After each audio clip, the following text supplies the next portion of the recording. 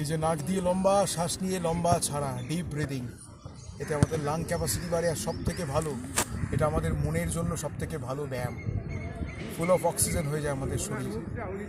ভগবান একটা এত ভালো প্রকৃতি দিয়েছে, এত ভালো একটা সকাল দিয়েছে, তাই রোজ আলস্যি হয়, ঘুম থেকে উঠতে ইচ্ছা করে না, বিছানার লেপের তলা থেকে বেরোতে ইচ্ছা করে না, তাও জোর করে নিজেকে ঠেলে ঠুলে বেরোই।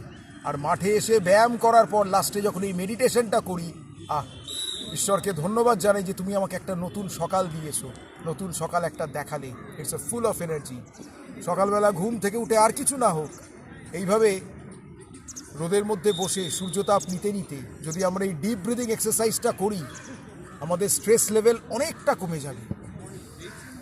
যারা পদ্মাসনে বসতে পারে তারা পদ্মাসনে বসবে, আর নইলে নর্মাল এমনি বাবু হয়ে বসেও এটা করা যায়। প্রকৃতির সাথে নিজের যোগাযোগ, ব্যাস, এটা হচ্ছে ভালো থাকার সব থেকে ভালো ঔষধ।